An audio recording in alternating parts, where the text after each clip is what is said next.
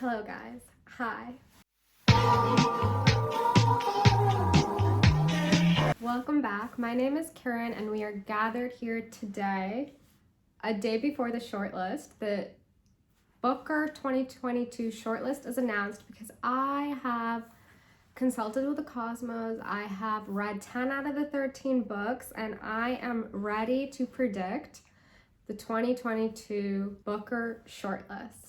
Now, let's just do a brief little overview of these 13 books. We had 6 texts from American authors. We had stories that were interested in form and function. There was political satire. There was the infuriating second person we a couple of times, and there was a whole lot going on. Having read these books, most of them, I have done the hard work. I've narrowed it down to the 6 books that I think are going to be shortlisted. Let's just dive right into it. We have 6 books. Number 1, Nightcrawling by Leila Mottley. Though I've not read it just yet, I have heard word on the street. There's a lot of similes, but because she wrote the novel when she was 17, I think there's a strong possibility that she will be shortlisted. Secondly, we have Treacle by Alan Garner.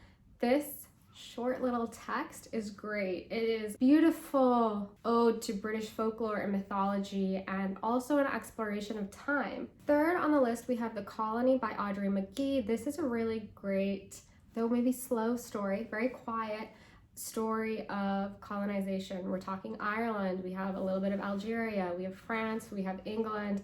It is about language, it is about opportunity, and I was really moved by it, so fingers crossed. Number 4, we have The 7 Moons of Maali, Almeida.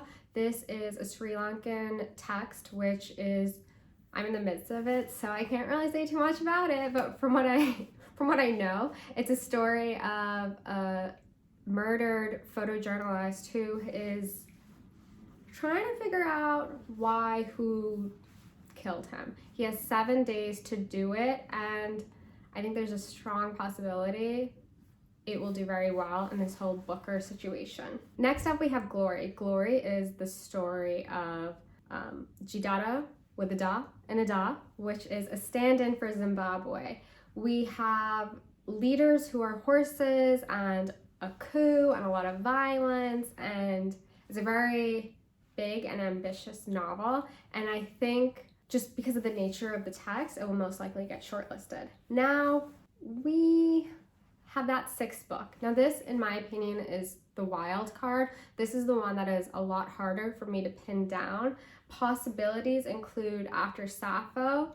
It would be very literary if the judges went in that direction, because After Sappho, all about that second person point of view. We're going back in time. We're covering all of these different female artists, painters, creators.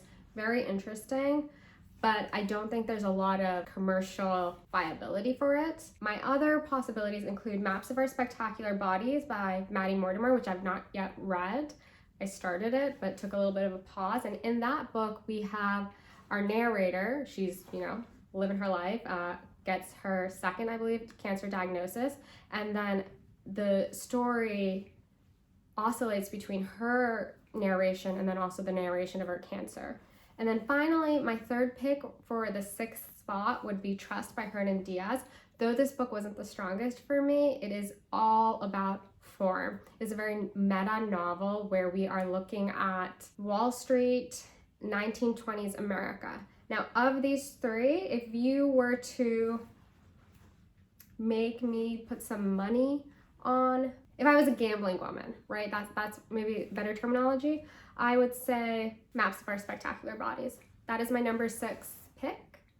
And tomorrow, I believe tomorrow evening, we will find out whether or not I was right or wrong. We will find out if I'm actually psychic, and we will see how everything shakes out.